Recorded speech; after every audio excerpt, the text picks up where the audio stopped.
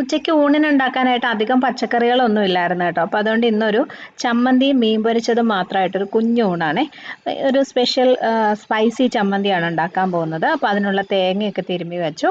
അപ്പോൾ ആദ്യം മീനൊന്ന് പുരട്ടി മസാല പുരട്ടി മാരിനേറ്റ് ചെയ്ത് വെച്ചിട്ട് ബാക്കി കാര്യങ്ങൾ ചെയ്യാം. അപ്പോൾ ഒരു 10 കഷ്ണം ആവോലി മീനാണ് ഞാൻ എടുത്തിരിക്കുന്നത്.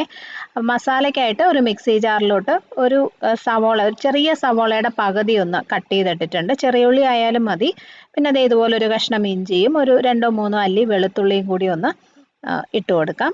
ഇഞ്ചി ഒന്ന് കട്ട് ചെയ്തിട്ട് കേട്ടോ. ഇനി ഒരു 1/2 ടീസ്പൂൺ മഞ്ഞൾപ്പൊടിയും 2 ടേബിൾ സ്പൂൺ മുളക് പൊടി, കാശ്മീരി മുളക് പൊടിയാണ്, എരിവ് കാണത്തില്ല. അപ്പോൾ പിന്നെ ഒരു 1/2 ടീസ്പൂൺ മുതൽ 1/4 ടീസ്പൂൺ അളവിൽ കുരുമുളക് പൊടിയും ഒരല്പം ഗരം മസാല അല്ലെങ്കിൽ പെരുംജീരകം പൊടിച്ചത് കേട്ടോ. കൂടി പോകണ്ട, ജസ്റ്റ് ഒരു മാക്സിമം 1/2 ടീസ്പൂൺ അത്രയും മതി.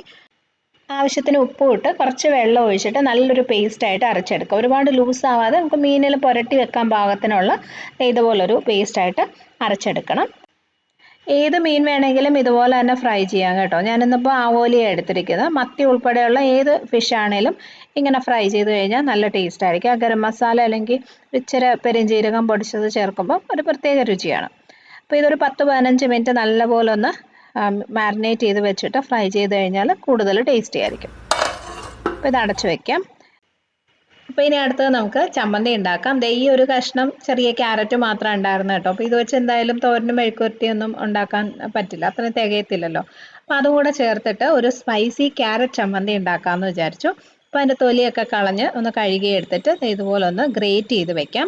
ചെറുതായിട്ട് കൊത്തി അരിഞ്ഞാലും മതി, പക്ഷെ ഗ്രേറ്റ് ചെയ്ത് കഴിഞ്ഞാൽ പെട്ടെന്ന് വഴറ്റി എടുക്കാൻ പറ്റും, പെട്ടെന്ന് വെന്ത് കിട്ടും ക്യാരറ്റ്, അപ്പം എളുപ്പമായിരിക്കും. അപ്പോൾ ഇത്രയും ക്യാരറ്റ് ഗ്രേറ്റ് ചെയ്ത് വെച്ചിട്ടുണ്ട്. ഇനി ഒരു പാനിലോട്ട് കുറച്ച് വെളിച്ചെണ്ണ ഒഴിക്കാം, വളരെ കുറച്ച് മതി കേട്ടോ. അതിനകത്തോട്ട് ഒരു 4-5 വറ്റൽമുളക് ഇട്ടിട്ടൊന്ന് മൂപ്പിച്ചെടുക്കാം. വറ്റൽമുളക് ഒന്ന് മുറിച്ചിട്ട് അതിൻ്റെ കുരു മാറ്റിയിട്ടാണ് ഇട്ടിരിക്കുന്നത്. കുറച്ച് ഒത്തിരി സ്പൈസി ആവാതിരിക്കാൻ വേണ്ടിയിട്ടാണ് കേട്ടോ. അപ്പോൾ അതൊന്ന് മൂത്ത് വരുന്ന സമയത്ത് നമ്മൾ ഗ്രേറ്റ് ചെയ്ത് വെച്ചിരിക്കുന്ന ക്യാരറ്റും കൂടി ഇട്ടിട്ട് നല്ലപോലെ വഴറ്റിയെടുക്കാം. ഇതിപ്പോൾ ഒരു വലിയ ക്യാരറ്റിൻ്റെ പകുതിയാണേ.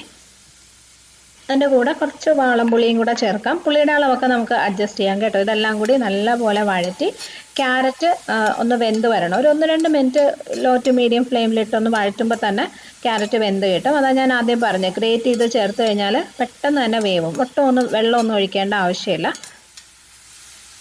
വെന്ത് കഴിയുമ്പോൾ സ്റ്റൗ ഓഫ് ചെയ്തിട്ട് ഒരു 2-3 മിനിറ്റ് ഒന്ന് മാറ്റി വയ്ക്കണം. ചൂട് ഒന്ന് മാറിക്കഴിഞ്ഞതിന് ശേഷം തേങ്ങയും കൂടി ചേർത്ത് അരച്ചെടുക്കണം. ഏകദേശം ഒരു 1-1.25 കപ്പോളം തേങ്ങയാണ് എടുത്തിരിക്കുന്നത്.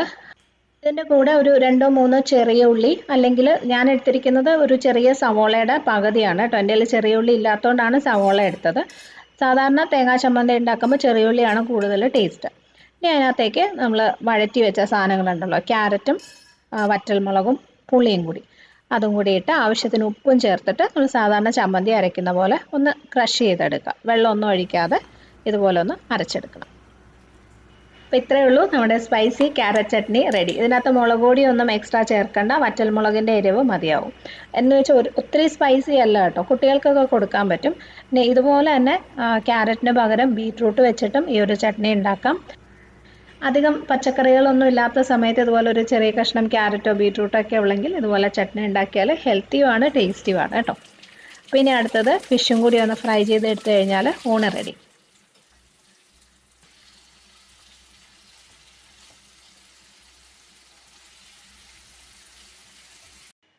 നല്ല ചൂട് ചോറ്, കുറച്ച് സ്പൈസി ക്യാരറ്റ് ചമ്മന്തി, പിന്നെ ഫിഷ് ഫ്രൈ.